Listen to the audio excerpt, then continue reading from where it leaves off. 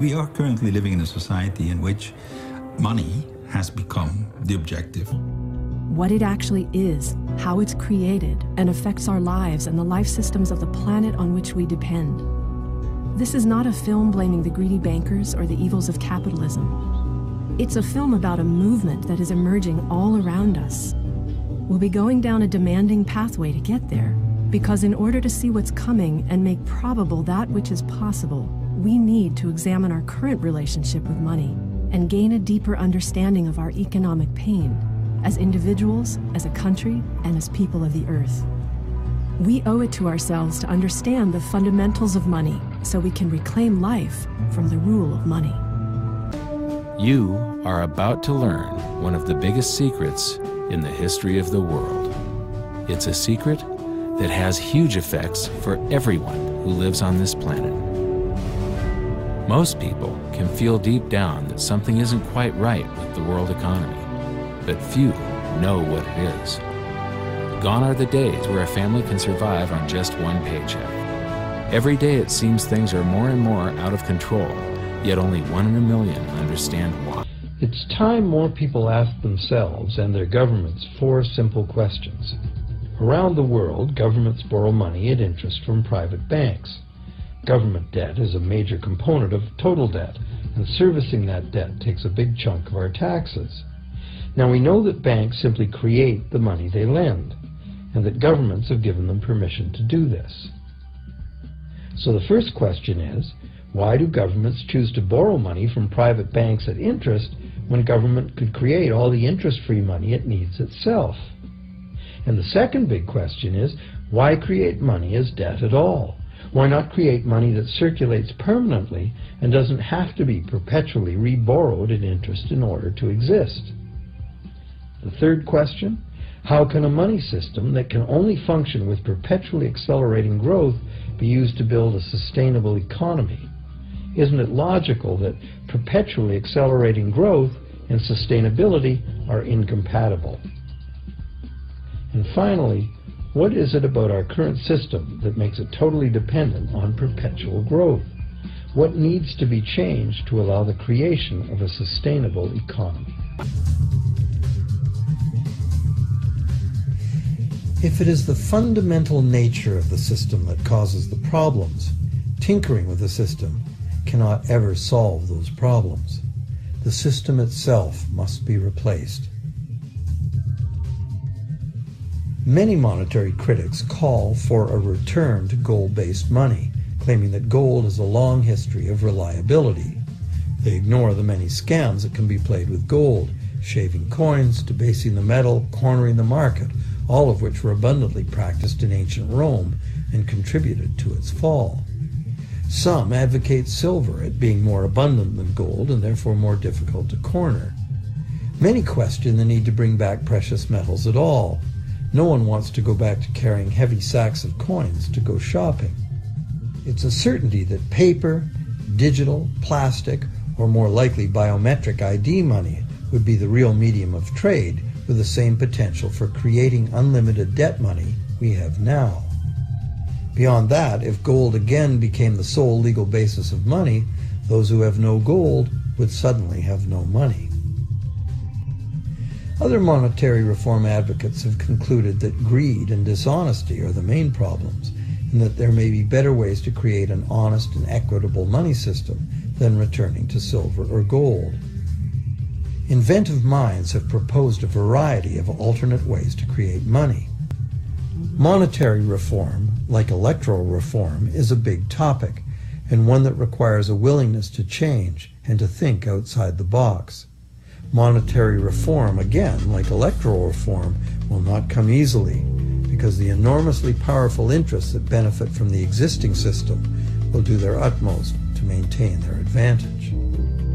Now that we've seen that money is just an idea, and that in reality money can be whatever we make it, here's one very simple alternative monetary concept to consider.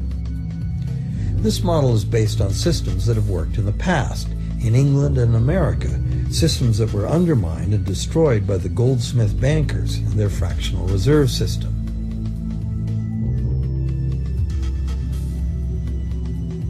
To create an economy based on permanent interest-free money, money could simply be created and spent into the economy by the government, preferably on long-lasting infrastructure that facilitates the economy, such as roads, railroads, bridges, harbors, and public markets. This money would not be created as debt. It would be created as value, that value being in the form of whatever it was spent on. If this new money facilitated a proportional increase in trade requiring its use, it would cause no inflation whatsoever. If government spending did cause inflation, there would be two courses of action available. Inflation is equivalent in effect to a flat tax on money. Whether the money goes down in value 20% or the government takes 20% of our money away from us, the effect on our buying power is the same.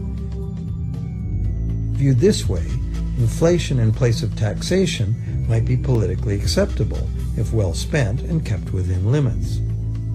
Or government could choose to counter inflation by collecting tax monies that it then takes out of use, thus reducing the money supply and restoring its value.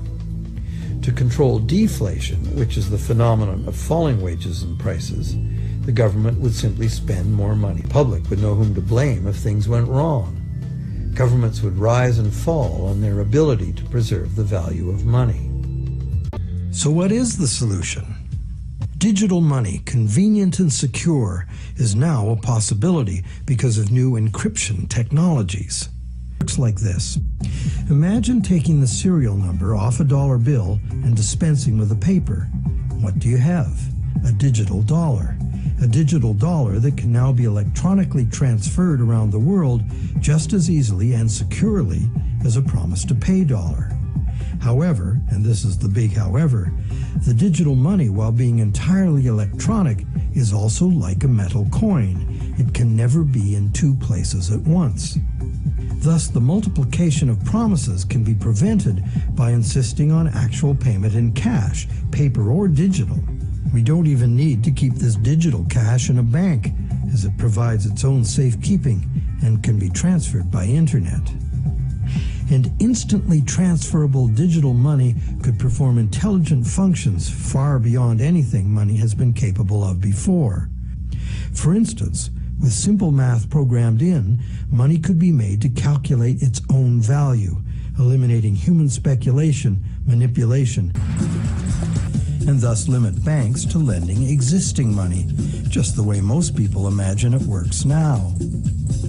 While differing in detail, all such reform proposals in whatever country they originate always advance the same simple idea. The benefits of money creation belong to the public. I consider the fact that the major economic issues of our time are really getting short shrift. And we are not, we're still in a discussion of limitations. Tax cuts or tax increases. That's the only thing that Washington knows. Threshold of a moment when we have to move the country in a direction of a profoundly different discussion about the nature of nationhood and the power of the government, the people's government, to reset the public agenda using the resources that, when our Constitution was first written, the founders put the mechanism in there. We all know about the Federal Reserve Act. We all know how the public has not really understood that the Federal Reserve is no more federal than Federal Express, but that we have a condition that today the money system is run for the few at the expense of the many. Now, we all know that in this room. I have no need to preach to a choir. We can organize people around this now. We can organize people along the thinking of creating plenty, of creating jobs for the many, of rebuilding America, of health care for all, and education for all, and jobs for all. There shouldn't be people sleeping in the streets of America. There shouldn't be people out on the street losing their homes. There shouldn't be people observing their jobs closing left and right all over America. We are really in a country right now that has the key to the deliverance of our democracy. And so it's up to us who are still involved in making public policy, either from the inside or the outside, to be as apostles spreading this word, because sooner or later it is going to catch on, because necessity being the mother of invention, we cannot keep going into this spiral of decline where we're told that we have to keep cutting public resources and assets, keep privatizing everything that belongs to the public, and chopping it up and cartelizing it and sending it off to in multinational corporations. We can't go that route. And so when people are waiting for alternatives, we can say we have the alternative.